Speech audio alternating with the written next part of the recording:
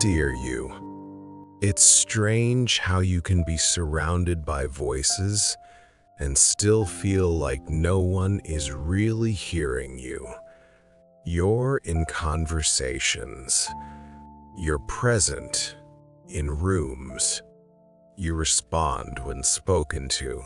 And yet, there's a quiet realization that lands one day without warning. I don't think anyone actually sees me. Not the version of you that performs. Not the version that agrees. But the one underneath, the one who notices everything and rarely gets noticed back. You don't arrive at this realization through drama. It comes in ordinary moments. When you finish speaking and the conversation moves on without landing. When you share something personal and it's met with polite acknowledgement instead of curiosity. When you realize people know what you do but not who you are. You don't blame them. You wonder about yourself. You start asking whether you're explaining things wrong, or asking for too much, or expecting depth in places where it doesn't exist. You tell yourself you're being sensitive, that this is just how adulthood works. Everyone's busy. Everyone's distracted. So, you stay quiet. You nod. You listen. You let moments pass. And slowly, you feel yourself shrinking, not in confidence, but in presence. You take up less space emotionally. You offer fewer opinions. You keep more of yourself internal, not because you don't have anything to say, but because it feels easier than repeating yourself into the void. What makes this so painful is that you're not lonely in the obvious sense. You have people around, you have interactions, you have connection on paper. But there's a difference between being surrounded and being seen, and you feel that difference deeply.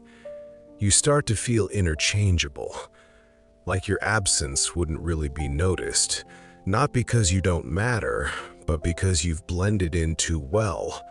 You've learned how to be agreeable, supportive, easy to be around, and in doing so, parts of you have faded into the background.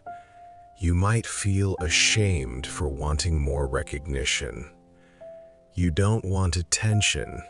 You just want acknowledgement, to be met, to feel that what you bring into a space actually registers.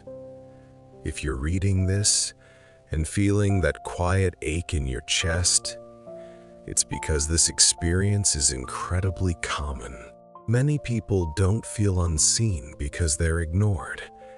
They feel unseen because they've learned how to adapt so well that their deeper selves were never invited forward. You didn't become invisible overnight. You became convenient. This letter isn't here to accuse anyone of failing you. It's here to sit with you in the moment you realize how much of yourself has been left unacknowledged.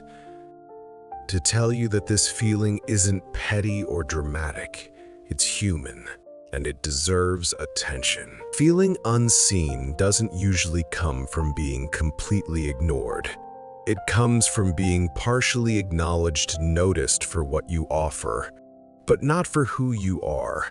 Somewhere along the way, you learned which parts of yourself were welcome and which ones were quietly bypassed, so you adjusted. You highlighted what worked. You softened what felt too complex. You became fluent in reading rooms, sensing expectations and tailoring yourself accordingly. You didn't do this out of insecurity. You did it out of intelligence. Adaptation helped you belong. But belonging built on adaptation has limits. The more you adjusted, the less space there was for your unfiltered self. You shared the versions of your thoughts that felt easy to receive. You withheld the ones that felt heavier, quieter, or harder to explain. Over time, people learned how to interact with the version of you that fit smoothly. And you let them. You might have told yourself that depth wasn't necessary, that not everyone needs to know everything about you, that keeping certain things private was a form of strength. And in many ways, it was. But privacy slowly turned into invisibility. Not because you were hiding, because you were simplifying. Another reason this feeling deepened is because you became a listener. You held space. You noticed nuances. You remembered details others forgot. You offered presence without demanding it in return. And presence, when it's one-sided for too long, becomes lonely. You might have wondered why no one asks deeper questions, why your inner world feels untouched by conversation.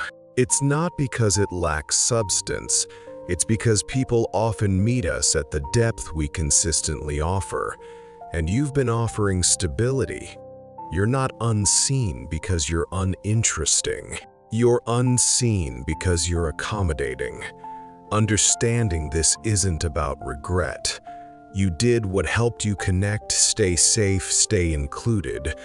But inclusion without recognition eventually feels hollow.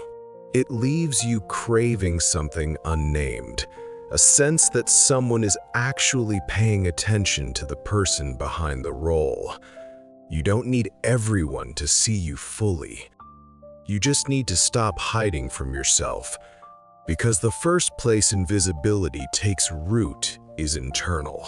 When you stop acknowledging your own reactions, when you dismiss your own longing, when you tell yourself it doesn't matter if you're not really seen, it does matter. And recognizing that is the first step toward changing how you show up, not louder, not more demanding, but more honest. You don't need to become more visible by force. You don't need to perform, explain yourself better, or demand attention. Being seen begins somewhere quieter, with how you allow yourself to exist.